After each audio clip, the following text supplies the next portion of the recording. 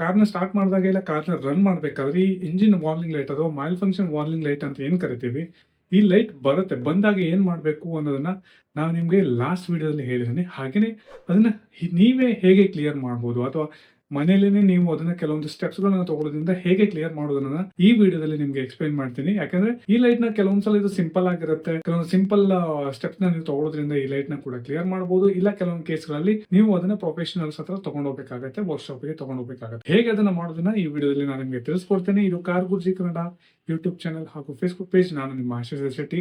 Channel subscribe ಆಗಿಲ್ಲ subscribe ಮಾಡಿ, ಹಾಗೆ ಬೆಲ್ ಐಕನ್ ಕೂಡ ಪ್ರೆಸ್ ಮಾಡಿ ಅಂತ ಹೇಳ್ತಾ ವಿಡಿಯೋನ ಶುರು ಮಾಡಿ. ತುಂಬಾ ಕಾಮನ್ ಆಗಿ ಈ ವಾರ್ನಿಂಗ್ ಲೈಟ್ ಏನಕ್ಕೆ ಬರುತ್ತೆ ಅಂತ ಹೇಳಿದ್ರೆ, ಏನಾದ್ರು ಒಂದು ಎಲೆಕ್ಟ್ರಿಕಲ್ ಸಿಸ್ಟಮ್ ಸೆನ್ಸರ್ ಆಕ್ಚುಯೇಟರ್ಸ್ ಏನಿರ್ತವೆ, ಇದರಲ್ಲಿ ಏನಾದ್ರು ಒಂದು ಪ್ರಾಬ್ಲಮ್ಗಳು ಟ್ರಿಗರ್ ಆಯ್ತು ಅಂತ ಹೇಳಿದ್ರೆ ಏನು ಎಂಜಿನ್ ಕಂಟ್ರೋಲ್ ಮಾಡ್ಯೂಲ್ ಇರುತ್ತೆ ಅದು ನಿಮ್ಮ ಇನ್ಸ್ಟ್ರೂಮೆಂಟ್ ಕ್ಲಸ್ಟರ್ ಒಂದು ಇಂಡಿಕೇಶನ್ ಕಳಿಸುತ್ತೆ. ಸೊ ಇದು ಇದರಿಂದ ಡ್ರೈವರ್ ಗಾಡಿನ ಓಡಿಸೋದನ್ನ ಅವಾಯ್ಡ್ ಮಾಡಬಹುದು, ಇಲ್ಲ ಏನಾದ್ರು ಬೇರೆ ಡ್ಯಾಮೇಜ್ ಗಳಾಗೋದನ್ನ ಕೂಡ ಅವಾಯ್ಡ್ ಮಾಡಬಹುದು. ಇದು ಬಂದಾಗ ಏನ್ ಮಾಡಬೇಕು ಅನ್ನೋದನ್ನ ಲಾಸ್ಟ್ ವಿಡಿಯೋದಲ್ಲಿ ನಾನು ಹೇಳಿದೀನಿ. ಅಂಡ್ ಅದನ್ನ ಹೇಗೆ ಕ್ಲಿಯರ್ ಮಾಡಬೇಕು ಸಿಂಪಲ್ ಆಗಿ ಅನ್ನೋದನ್ನ ಈ ವಿಡಿಯೋದಲ್ಲಿ ನೋಡೋಣ. ಫಸ್ಟ್ ಥಿಂಗ್ ನೀವ್ ಏನ್ ಮಾಡ್ಬೇಕಾಗತ್ತೆ ಅಂತ ಹೇಳಿದ್ರೆ, ಫಸ್ಟ್ ನಿಮ್ಮ ಕಾರ್ನ ಬ್ಯಾಟರಿನ ನೀವು ಫಸ್ಟ್ ಡಿಸ್ಕನೆಕ್ಟ್ ಮಾಡ್ಬೇಕಾಗತ್ತೆ. ಬ್ಯಾಟರಿನ ಡಿಸ್ಕನೆಕ್ಟ್ ಮಾಡೋದ್ರಿಂದ ಈ ಒಂದು ಎಂಜಿನ್ ಕಂಟ್ರೋಲ್ ಮಾಡ್ಯೂಲ್ ಅಲ್ಲಿ ಏನಿರುತ್ತೆ, ಕೆಲವೊಂದ್ಸಲ ಸಿಂಪಲ್ ಆಗಿ ಏನೋ ಒಂದು ಟ್ರಬಲ್ ಕೋಡ್ ಇರುತ್ತೆ, ಆ ಟೈಮ್ ನಲ್ಲಿ ಅದೊಂದು ಟ್ರಿಗರ್ ಆಗಿರುತ್ತೆ, ಬಟ್ ಪ್ರಾಬ್ಲಮ್ ಆಟೋಮೆಟಿಕ್ಲಿ ಸಾಲ್ವ್ ಆಗುವಂತ ಚಾನ್ಸಸ್ ಕೂಡ ಇರುತ್ತೆ. ಸೊ ಆ ಕೇಸ್ಗಳಲ್ಲಿ ಒಂದು ಟ್ರಬಲ್ ಕೋಡ್ ಅನ್ನು ಜನರೇಟ್ ಆಗಿರುತ್ತೆ. ಇದನ್ನ ಕ್ಲಿಯರ್ ಮಾಡೋದಕ್ಕೆ ನೀವು ಬ್ಯಾಟರಿ ನೆಗೆಟಿವ್ ಮತ್ತೆ ಪಾಸಿಟಿವ್ ಕೇಬಲ್ ಗಳನ್ನ ರಿಮೂವ್ ಮಾಡಬೇಕು. ಒನ್ಸ್ ನೀವು ರಿಮೂವ್ ಮಾಡಿದ್ಮೇಲೆ ಒಂದ್ ಸ್ವಲ್ಪ ಟೈಮ್ ಬಿಟ್ಬಿಟ್ಟು ನೀವು ಅಗೇನ್ ಕಾರ್ನ ಸ್ಟಾರ್ಟ್ ಮಾಡಬೇಕು ಅಥವಾ ಇಗ್ನಿಷನ್ ಆನ್ ಮಾಡಬೇಕಾಗುತ್ತೆ. ಹೀಗೆ ಮಾಡಿದಾಗ ನಿಮ್ಮ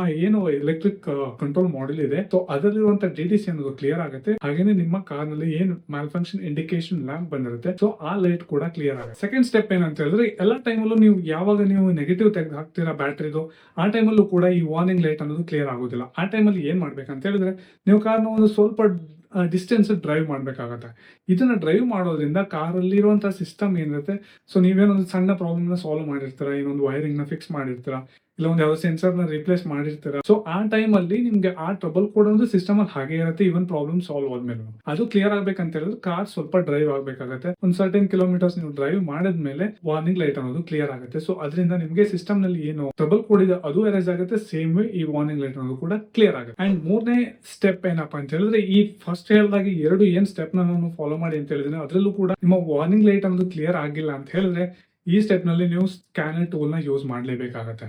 ಸ್ಕ್ಯಾನರ್ ಟೂಲ್ ನ ಯೂಸ್ ಮಾಡ್ಬಿಟ್ಟು ಏನು ಟ್ರಬಲ್ ಕೋಡ್ ಇದೆ ಅದನ್ನ ಚೆಕ್ ಮಾಡಿಸ್ಬೇಕು. ಈ ಕೆಲಸನ ನಿಮ್ಗೆ ಯೂಶಲ್ ಆಗಿ ಎಲ್ಲಿ ನೀವು ವರ್ಕ್ಶಾಪ್ ಗಳಲ್ಲಿ ಮಾಡ್ತಾರೆ, ಸೊ ಅದ್ರಲ್ಲಿ ನೀವು ಕಾರ್ನ ತಗೊಂಡೋಗ್ಬೇಕಾಗತ್ತೆ, ಅಲ್ಲಿ ಹೋಗಿ ಚೆಕ್ ಮಾಡಿಸ್ಬೇಕಾಗತ್ತೆ. ಏನು ಸ್ಕ್ಯಾನ್ ಟೂಲ್ ಅಲ್ಲಿ ಹಾಕಿದಾಗ ಯಾವುದೋ ಒಂದು ಟ್ರಬಲ್ ಕೋಡ್ ಅನ್ನೋದು ಅದರಲ್ಲಿ ಇರುತ್ತೆ, ಯಾವ ರಿಲೇಟೆಡ್ ಸಿಸ್ಟಮ್ ನಲ್ಲಿ ಪ್ರಾಬ್ಲಮ್ ಇದೆ, ಅದನ್ನ ಕ್ಲಿಯರ್ ಮಾಡೋದ್ರ ಮುಖ್ಯನ ಈ ಏನು ಪ್ರಾಬ್ಲಮ್ ಏನಿದೆ ಅಥವಾ ಏನ್ ಟ್ರಬಲ್ ಕೋಡ್ ಏನಿದೆ ಅದನ್ನ ಅರೇಂಜ್ ಮಾಡಬಹುದು. ಇದರಿಂದ ನಿಮ್ಮ ವಾರ್ನಿಂಗ್ ಲೈಟ್ ಕ್ಲಿಯರ್ ಆಗುತ್ತೆ. ಹಾಗೆ ನಿಮ್ಗೆ ಏನಾದ್ರು ಈ ವಾರ್ನಿಂಗ್ ಲೈಟ್ ಯಾವುದಕ್ಕೆ ಬರ್ತಾ ಇದೆ, ಯಾವ ಒಂದು ಸಿಸ್ಟಮ್ ನಲ್ಲಿ ಪ್ರಾಬ್ಲಮ್ ಇದೆ ಅಂತ ತಿಳ್ಕೊಬೇಕಂತ ಅನ್ಸಿದ್ರೆ, ಈ ಒಂದು ಸ್ಕ್ಯಾನರ್ ಟೂಲ್ ನ ಕೂಡ ನೀವು ಅಮೆಝಾನ್ ಇಂದ ಪರ್ಚೇಸ್ ಮಾಡಬಹುದು.